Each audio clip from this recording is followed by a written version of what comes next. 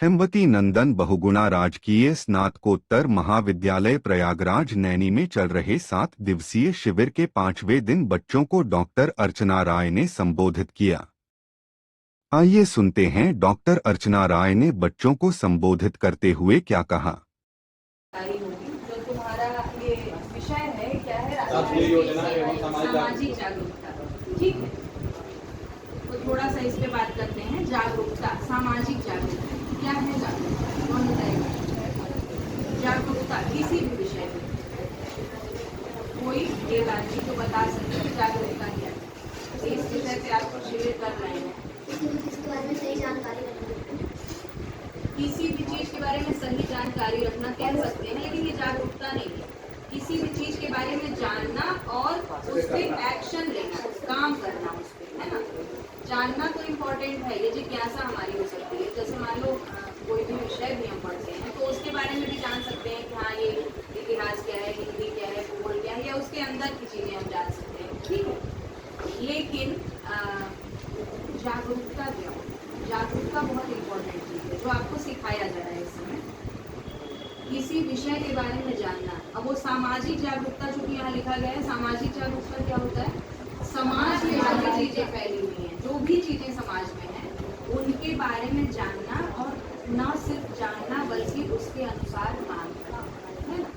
जैसे मान लो छोटी छोटी चीजों की हम बात करें, समाज में कौन कौन सी चीजें हैं, क्या क्या बुराइयां हैं समाज में। जागरूकता का मतलब ये होता है कि समाज में जो भी विसंगतियां हैं, जो भी विषमताएं हैं, उस पर हम काम करें, है ना। जैसे अशिक्षा, जैसे बेरोजगारी, जैसे दहेज प्रथा, ये छोटी छोटी, जैसे बच्चों का, छोटे छोटे बच्चों का विवाह, विशेषकर लड़कियों का बाल विवाह, है ना। तो ये सारी चीजें ऐसी हैं जो समाज में बहुत गहराई से फैली है, उनके बारे में हमको जानना है। मान लो हम जानते हैं कि हाँ लड़कियों का विवाह जो है बड़ी जल्दी हो जाता है, तो ये जान के हम क्या कर पाते हैं? जब तक हमने उसके खिलाफ कोई एक्शन नहीं लिया, और ये हमारा दायित्व है, क्योंकि हम एक पद पे बैठे हैं, तो इस नाते जब मैं कोई बात करूंगी तो लोग उसको सुनेंगे। बात समझ रहे हैं? तो ये मेरा दायित्व बनता है कि मैं समाज में जो भी समस्याएं हैं उनके निराकरण के लिए कार्य करूँ। और अगर मैं नहीं करती हूँ, ठीक है, मैं अपनी नौकरी करती हूँ और उसके बाद जो है घर चली जाती हूँ, तो इसमें भी कोई ऐसी दिक्कत नहीं है। लेकिन यदि मुझे एक अच्छा नागरिक बनना है और अच्छा नागरिक बनने के नाते अपनी जिम्मेदारी निभानी है, तो ये मेरा दायित्व बनता है। तो इसी चीज के लिए आप लोगों को तैयार किया जा रहा है कि आप लोग जो है चीजों को समझें, जानें और कार्रवाई करें। यदि आप एक समूह में आवाज उठाते हैं तो आपकी आवाज को निसंदेह सुना जाएगा और उसको दबाया नहीं जाएगा, चाहे वो किसी भी तरह की समस्या हो, है ना। जैसे मान लीजिए आप पढ़ रहे हैं, आपके माता पिता ने आपको पढ़ने दिया है, तो यदि आप अच्छी पढ़ाई करते हैं और अच्छा रिजल्ट देते हैं, तो मुझे नहीं लगता कि बहुत जल्दी 15 साल, 16 साल या 20 साल की उम्र में आपका विवाह कर दिया जाएगा। परिस्थितियां बदल गई, बहुत सारी चीजें बदल गई। ठीक है, जैसे ये छोटे छोटे बच्चे हैं, वो आपको देख के प्रभावित हो सकते हैं। यदि आप कोई ऐसा काम करते हैं तो वो आगे चल के जो है सोचेंगे कि हाँ हाँ उच्च शिक्षा ग्रहण करना बहुत जरूरी है, और आगे जो है इससे हमको हमारी बेहतरी हो सकती है ना। तो ये आपका दायित्व बनता है। आप यहाँ पे एक ग्रुप के रूप में काम कर रहे हैं। आपको यहाँ सिखाया जा रहा है कि समूह के रूप में आप काम कैसे कर सकते हैं, या एक जैसा मैंने अभी बताया, समूह को कैसे मैनेज करना है। आगे चल करके जब आप अपना परिवार देखते हैं तो परिवार में बहुत सारे सदस्य एक साथ होते हैं, और लगभग सभी सदस्यों का विचार, बर्ताव और व्यवहार भिन्न भिन्न प्रकार का है ना। जैसे यहाँ सारे बच्चे, मुझे नहीं लगता कि कोई बच्चा जो है बिल्कुल, कोई 2 बच्चे बिल्कुल एक जैसे स्वभाव के होंगे, ये हो ही नहीं सकता, है ना। हर व्यक्ति अलग है, तो आपको उसको मैनेज करना है। यदि आप मैनेज करके नहीं चलते तो आपको आगे समस्या आएगी। ठीक है, जैसे मान लीजिए आपका विवाह होता है आगे चल के, तो जिस व्यक्ति से आपका विवाह होगा, आपके लिए भी और आपके लिए भी, वो बिल्कुल अलग परिवेश से जुड़ा हुआ आदमी है ना। आपके लिए पुरुष और आपके लिए स्त्री, ठीक है। फिर उसका पालन पोषण अलग माहौल में हुआ, उसकी शिक्षा दीक्षा अलग माहौल में हुई, उसके परिवार ने उसे दूसरे संस्कार दिए, आपके परिवार ने आपको दूसरे संस्कार दिए। तो लेकिन इन चीजों को हमको मैनेज करके चलना है। छोटी छोटी समस्याएं आती रहती हैं। यदि आप अपने घर में हैं, अपने माता पिता के साथ, तो क्या ऐसा कभी नहीं होता क्या कि माता पिता के साथ कोई वाद विवाद हो,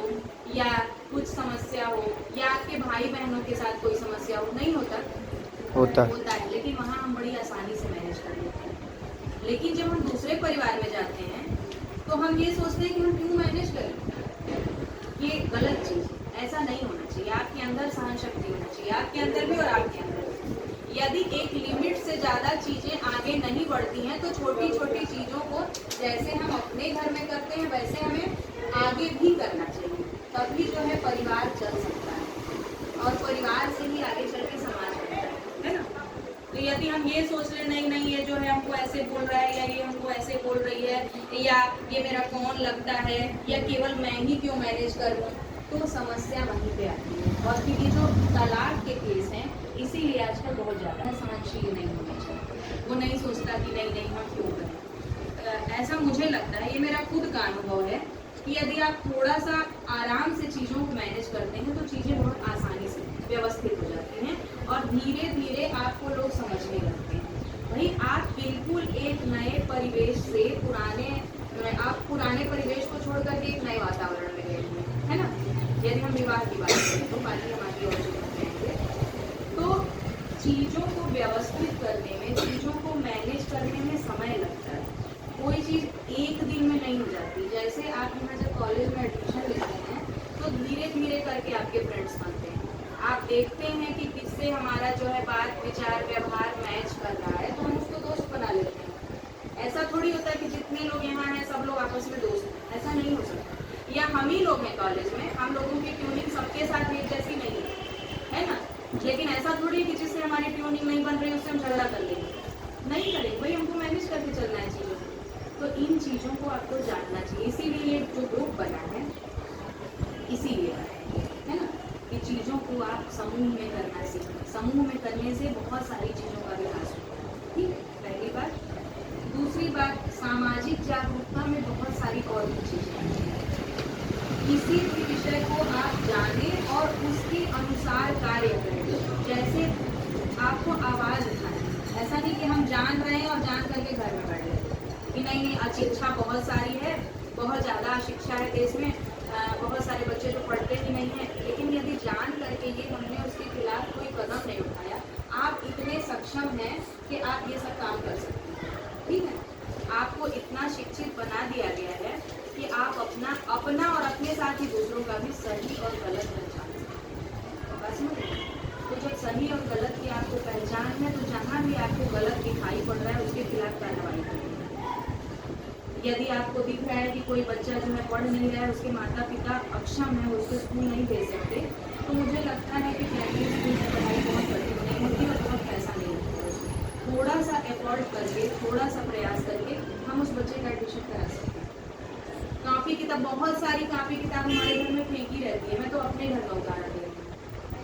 मतलब जगह जगह चीज़ें बिखरी हैं। यदि हम उन चीज़ों को इकट्ठा करके किसी को दान में दे दें तो बहुत सारे बच्चे पढ़ सकते हैं। बस प्रयास की जरूरत है ना। तो ऐसा प्रयास हम लोग नहीं करते, इसलिए आपको मैं सिखा रही हूँ। इसके लिए संवेदनशील होना बहुत जरूरी है। ये भी इम्पोर्टेंट है। यदि आपके अंदर संवेदना नहीं है, किसी दूसरे को देखकर, किसी दूसरे के कष्ट को देख के आपके मन में कोई भावना नहीं जागृत होती तो फिर उसका कोई मतलब नहीं। जैसे मान लीजिए आप सड़क पे जा रहे हैं, आप देख रहे हैं कि नल जो है खुला हुआ है, पानी बह रहा है, तो आप उसको बंद कर सकते हैं। सिर्फ हम दोष देते हैं, है ना, कि नहीं अरे यार देखो कौन नल खोल करके चला गया है, पानी बह रहा है, हम भी उसको बंद कर दें, क्या समस्या है। मान लो वो खराब है, उसको बनवा दें तो क्या समस्या है। कोई ऐसी बड़ी चीज़ नहीं है। मतलब ये छोटे छोटे प्रयास हैं। और जितना समय हम बर्बाद करते हैं, खास तौर पे विद्यार्थी जीवन में, हम लोगों के पास तो चूंकि थोड़ा इसमें समय का अभाव है। विद्यार्थी जीवन में जितना समय तुम लोग खराब करते हो, मैंने ये देखा है, ये मेरा एक्सपीरियंस है, तो बहुत सारा काम तुम लोग कर सकते हो अपने समय में। टाइम मैनेजमेंट बहुत ज़रूरी चीज़ है।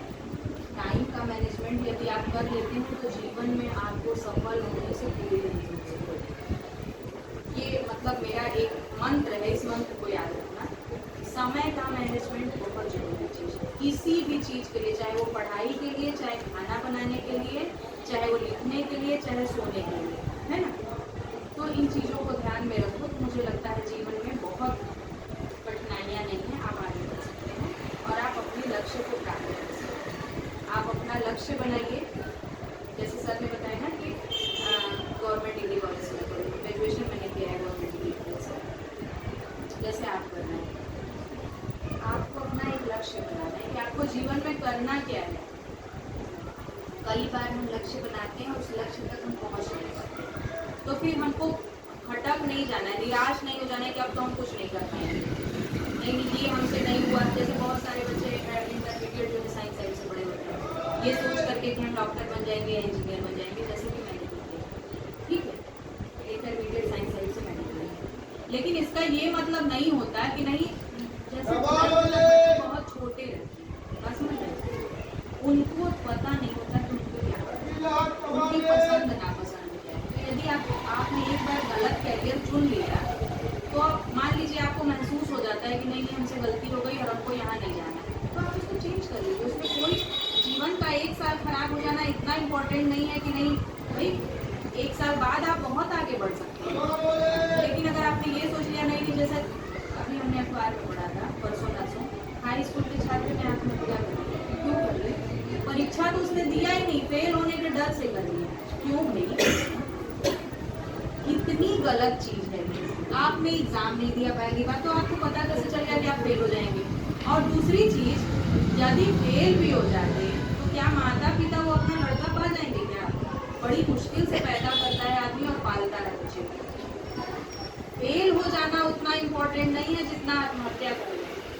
तुम दोबारा पास हो जाते या तुम कोई और कैरियर चुन लेते। मान लो बहुत सारे लोग ऐसे हो सकते हैं जो बिल्कुल नहीं पढ़ सकते, भाई हमारा नहीं मन लग रहा है नहीं पढ़ेंगे, हालांकि ऐसा होना नहीं चाहिए, लेकिन यदि ऐसा भी है तो बहुत सारी चीजें हैं करने के लिए, अपना कमाने खाने भर बहुत। अब तो इतनी सारी चीजें हैं, जब हम लोग पढ़ते थे तो बहुत कम चीजें हुआ करती थी, हमारे पास कैरियर के विकल्प नहीं होते थे, लेकिन अब तो बहुत सारी चीजें हैं।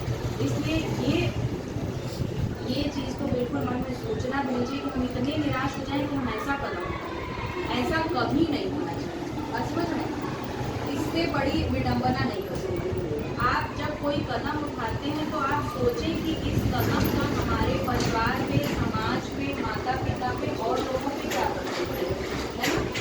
आप सिर्फ अपने लिए नहीं है, मैं सिर्फ अपने लिए नहीं हूँ। यदि मैं कुछ भी करती हूँ तो उसका मेरे परिवार पे असर पड़ता है। तो जिस तरह आप कुछ भी करते हैं तो आपका परिवार उससे प्रभावित होता है। तो ऐसा बिल्कुल नहीं होना चाहिए। इतनी निराशा तो जीवन में होनी नहीं चाहिए कि इस तरह की चीजें करनी पड़ेगी, ऐसा सोच भी मन में ना आए। बहुत सारी चीजें, मान लो फेल हो गए, अगले साल पास हो जाएंगे। मान लो हम नहीं पढ़ना चाहते, बता दो अपने मम्मी पापा से भाई हमको नहीं पढ़ना, हम कुछ और करेंगे। लेकिन जो करें आप उसको करिए। फिर मान लीजिए यदि आपने पढ़ाई छोड़ के कोई और विकल्प चुना, तो उस विकल्प को आपको पूरे जी जान के साथ करना होगा, सिर्फ टाइम पास नहीं करना है ना? और माता पिता ऐसी चीज होते हैं जो लगभग हर परिस्थिति में अपने बच्चे का साथ देते हैं, जितना उनकी क्षमता होती है, उनसे ज्यादा कोई नहीं कर सकता। कभी कभी क्षण भर के लिए वो हमें बुरे जरूर लग सकते हैं, सबके साथ होता है ऐसा। तुम लोगों की उम्र ऐसी है, तुम लोगों के साथ भी होता होगा ऐसा। कभी कभी ऐसा लगता होगा कि नहीं समझते ही नहीं है, फलाने के माता पिता तो इतने अच्छे हैं, वो कुछ भी कर लेते, होता है ना, हम लोग के साथ भी होता है। लेकिन आज ऐसा लगता है बेटा, रियली मैं अपना अनुभव बता रही हूँ कि मेरे माता पिता ने मुझे संस्कार जो दिए वो जीवन में कोई भी सीख नहीं सकता। मुझे लगता है यदि मैं वैसा संस्कार अपने बच्चों को दे पाऊँ तो मुझसे बड़ा भाग्यशाली है। आज मुझे ऐसा लगता है। लेकिन जब हम भी पढ़ते थे तो हमको लगता था कि यार ये कुछ सुनते ही नहीं, कुछ समझते ही नहीं है, क्यों ऐसा करते हैं, फलाने लड़कियां तो जो है इतना घूमती हैं, मेरे पिता तो जाने नहीं देते, लगता था मुझे। ये मेरा एक्सपीरियंस है। लेकिन आज हमको ऐसा लगता है कि उन्होंने जो किया उससे अच्छा किया। उन्होंने मैं अपना अनुभव बता रही हूँ। मैं 2004 में इलाहाबाद आई, ठीक है, पीजी करने के लिए, एमए करने के लिए इलाहाबाद यूनिवर्सिटी से 2004 में। 2013 में मेरी शादी हुई, ठीक है। मैं लगभग 10 साल अकेले रही। आज मुझे ऐसा लगता है कि शायद मैं अपने लड़के को 10 साल अकेले न छोड़ पाऊँ, जबकि मैं लड़की थी तो कितना कष्ट, और जबकि मैं गांव से आई थी, ये बहुत बड़ी बात है। तो उन्होंने मेरे ऊपर इतना भरोसा किया, तो जब उन्होंने भरोसा किया तो मुझे उनके भरोसे को सही साबित करके दिखाना है ना? आप उनको रिजल्ट दीजिए, लगातार रिजल्ट दीजिए, देखिए वो कैसे नहीं आपको। आप ऐसा करिए कि वो सोचने पे मजबूर हो जाए कि हाँ हमारी लड़की या हमारा लड़का अगर ऐसा कर रहा है तो हमको उसको देना है समय, और जब वो आपको समय देंगे तो आप कुछ करके दिखाएंगे। जैसे हमारे मम्मी पापा भी परेशान हुआ करते थे, भाई कितनी छोटी छोटी लड़कियों की शादी हो गई, तुम्हारी शादी नहीं होगी क्या? मैं अपनी बात बता रही हूँ। लेकिन उनको ये था कि हाँ ये कुछ कर रही है तो जब कुछ कर लेगी तब जो है एक समय के साथ चीज़ें जो है मैंने लेकिन ये आपको भी करना है। यदि आप कुछ करना चाहते हैं, मैं अपने सारे विद्यार्थियों को जो भी मुझसे पढ़े होंगे मैं उनको बताती हूँ बार बार चीज़ें, यदि आपको कुछ करना है तो आपको अपना लक्ष्य तय करना होगा, अपने माता पिता को रिजल्ट देना होगा। भाई आप कह रहे हैं कि नहीं नहीं हम पढ़ेंगे, आपने फॉर्म भर दिया, दुनिया भर के फॉर्म भर दिया, आपने किसी भी एग्जाम में आपका रिजल्ट क्लियर नहीं हुआ, तो आपको क्यों समझेंगे? आप उनके भरोसे को सही साबित करके दिखाइए, आप अपना लक्ष्य तय करिए, आपको करना क्या है। जैसे बहुत सारी लड़कियों का उदाहरण होता है, लड़कियों का स्पेशली, पुलिस का फॉर्म भर दिया, बैंक का भर दिया, IAS का भर दिया, PCS का भर दिया, क्यों भाई? SSC का भर दिया, मैडम देखने के लिए भर दिया, अरे क्यों भर? हर एग्जाम का पैटर्न अलग है, तुम्हें पता है ना? Yes ma'am. हर एग्जाम का पैटर्न अलग है। प्रवक्ता पद का भी हम फॉर्म भरते हैं, IAS का भी भरते हैं, उसके बाद पुलिस का भी भरते हैं। भाई पुलिस की भर्ती में और प्रवक्ता की भर्ती में जमीन आसमान है। उसके लिए हमको बिल्कुल अलग तैयारी, इसके लिए बिल्कुल अलग तैयारी की जरूरत है। तो हम दोनों में से किसी में भी पास नहीं हो पाएंगे। तो हम क्यों ना अपना लक्ष्य तय करें, अपनी रुचि तय करें कि हमें क्या करना है, तो फिर हमको समझ बात समझ रहे हैं ना? और धीरे धीरे हम छोटे छोटे लक्ष्य बनाएंगे। ये नहीं सीधे बना लिया कि IAS की परीक्षा पास कर लेंगे और उसके अलावा कुछ करेंगे नहीं, है ना? तो IAS की परीक्षा पास करना भी असंभव नहीं, लेकिन उसके बीच में आपको छोटे छोटे लक्ष्य तय करने। तो जब आप छोटे छोटे लक्ष्य तय करेंगे तो आपके माता पिता को आपसे ज़्यादा पसंद करेंगे कि हाँ हमारी लड़की या हमारा लड़का ये काम कर रहा है, फिर आप जीवन में सफल हो जाएंगे। सफल होने से कोई रोक नहीं सकता। पहली बात। दूसरी चीज़, एक और चीज़, नौकरी पाना बहुत जरूरी है ना? जैसे सफलता का जो पैमाना है वो यही है कि हमारा लड़का या हमारी लड़की या मैं या आप कोई भी इस पद पे है और नौकरी कर रहा है। मान लीजिए आपको नौकरी नहीं मिलती है तो आपको ये नहीं मान लेना है कि हमारा जीवन असफल हो गया, ऐसा कुछ भी नहीं है। नौकरी ही सफलता का एकमात्र पैमाना है। मान लो बहुत सारे लोग ऐसे होते हैं, हमारे ही साथ के बहुत सारे लोग ऐसे हैं जो हमसे ब्रिलियंट थे पढ़ने में, हमको नौकरी, लेकिन उससे क्या होता है? यदि आप अपना घर बसाते हैं, अपना परिवार बसाते हैं, आप समाज में देखते हैं तो जो आपकी शिक्षा है वो बेकार नहीं होती। बात समझ रहे हैं? एक शिक्षित व्यक्ति और अशिक्षित व्यक्ति के आचरण में होना चाहिए। तो आप अपने आचरण में उन चीज़ों को उतारिए जो आपने अपनी शिक्षा से ग्रहण की, ठीक है? पहली बात। दूसरी चीज़, सिर्फ किताबी ज्ञान को किताबी ज्ञान की तरह मत देखिए। कबीर दास ने क्या कहा? यदि हम सिर्फ ये देखें कि कबीर ने कहा कि जाति पाति का कोई मतलब नहीं है और इस तरह की और चीज़ें और धार्मिक आडंबर, ये सिर्फ कहने के लिए नहीं कहा गया। बात समझ रहे हैं? ये सिर्फ कहने, इन चीज़ों को अपने जीवन में उतारिए, किताबी ज्ञान को अपने जीवन में उतारिए, तब जाकर के आपका जीवन सफल होगा। बात समझ रहे हैं? किसी के भी कहने में, किसी के भी बहकावे में आपको नहीं आना है, आपको अपने अनुसार तो निसंदेह एक दिन आप इससे ज़्यादा नहीं है कुछ। बाकी यदि आपकी कोई समस्या हो